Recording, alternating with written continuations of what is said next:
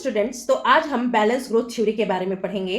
Balance growth theory of economic development. और इस सिद्धांत का जो प्रतिपादन है वो अर्थशास्त्री रैगनर नक्स के द्वारा किया गया था, और इस सिद्धांत को अन्य अर्थशास्त्रियों ने भी समर्थन किया है, जैसे लेविश है, यंग है एंड लेविनस्टीन है।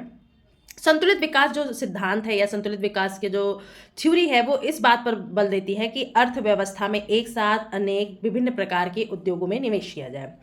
नक्स बताते हैं कि जो अल्प विकसित देश है वहां पे सबसे बड़ी समस्या क्या है कि यहाँ पे गरीबी का दुष्चक्र पाया जाता है, यानी कि एक व्यक्ति अगर गरीब है तो वो हमेशा गरीब होता ही और गरीब क्यों होता जा रहा है।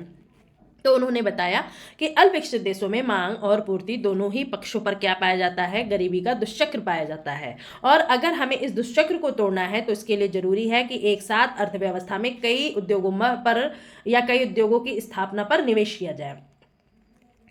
उन्होंने बताया कि किस तरीके से मांग और पूर्ति पक्ष पर विशेष सर्कल काम करती है। तो सप्लाई साइड के बारे में सबसे पहले हम बात करेंगे। तो यहाँ पे उन्होंने बताया कि अल्प विकसित देशों की जो आय होती है, प्रति व्यक्ति आय, वहाँ कम होती है। तो जब हमारी प्रति व्यक्ति आय कम होगी तो हमारी बचत करने की क्षमता भी कम होगी, यानी हमारा बचत भी कम होगा, और बचत कम होगा तो अर्थव्यवस्था में निवेश का स्तर भी निम्न होगा, और निवेश कम होगा तो हमारा उत्पादन भी कम होगा, हमारी उत्पादकता कम होगी, और उत्पादकता कम होगी तो हमारा जो आय होगा वो भी कम होगा। इस तरह से ये साइकिल चलती रहती है। दूसरी तरफ उन्होंने डिमांड साइड के बारे में क्या बताया। उन्होंने बताया कि चूंकि प्रति व्यक्ति आय हमारी कम है तो हमारी वस्तुओं की खरीदने की जो क्षमता है वो भी कम होगी, यानी वस्तुओं की मांग का स्तर जो होगा वो निम्न होगा।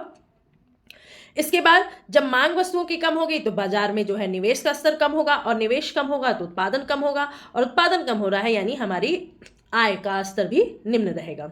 इस तरीके से डिमांड साइड पर भी जो है सर्कल चलती रहती है।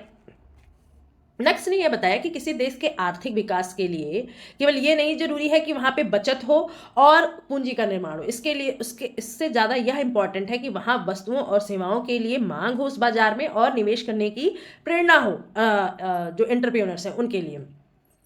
तब उस देश में क्या हो सकता है, आर्थिक या उस अर्थव्यवस्था में विकास हो सकता है। उन्होंने एक साथ अनेक पूरक उद्योगों के विकास पर बल दिया है।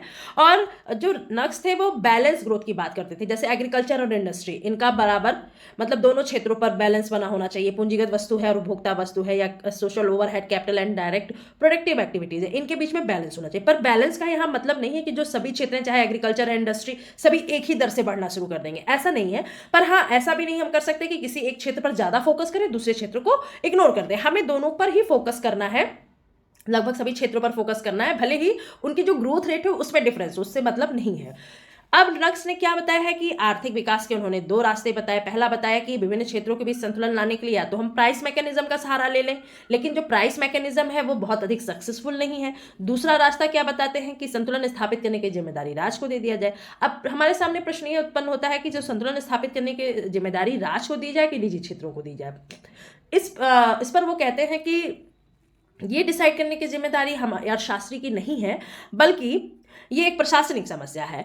तो उन्होंने बताया कि चूंकि जो सरकार है वो लोगों के कल्याण को बढ़ाने के उद्देश्य से कार्य करता है, निजी क्षेत्र जो है वो निजी लाभ से प्रेरित होकर कार्य करता है।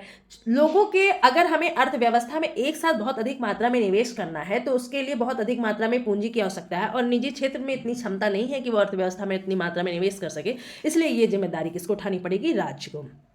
उसके बाद वो बताते हैं कि हमें जो इम्पोर्ट सब्स्टिट्यूट इंडस्ट्रीज हैं उनको ज़्यादा प्रमोट करना चाहिए, क्योंकि जो अंडर डेवलप्ड कंट्रीज हैं वहाँ पे चूंकि एग्रीकल्चर ही मेन सेक्टर होता है, तो वहाँ पे जो एग्रीकल्चर प्रोडक्ट है उनकी प्राइसेस में ज़्यादा फ्लक्चुएशन आता है। तो उस पर फोकस करने के बजाय हमें इम्पोर्ट सब्स्टिट्यूट इंडस्ट्रीज पर फोकस करना चाहिए।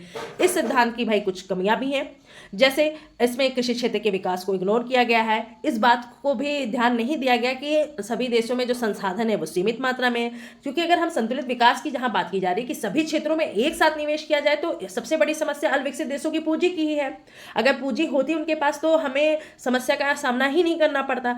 तो इस बात पर ध्यान नहीं दिया गया। हर्षमैन जो थे वो बैलेंस ग्रोथ थ्योरी का उन्होंने आलोचना की और यही कहा कि अल्प विकसित देशों में पूंजी की ही समस्या है, और संतुलित विकास के लिए एक साथ सभी क्षेत्रों में निवेश करने के लिए अधिक मात्रा में पूंजी की जरूरत पड़ेगी। और ये अधिक मात्रा में पूंजी आएगी कहां से, अगर सरकार के पास नहीं है या तो सरकार को उधार लेना पड़ेगा या नोट छापना पड़ेगा। ये दोनों ही तरीका उचित नहीं है। तो इसलिए वह असंतुलित विकास सिद्धांत के समर्थन में अपना आगे सिद्धांत देते हैं। Thank you for watching it.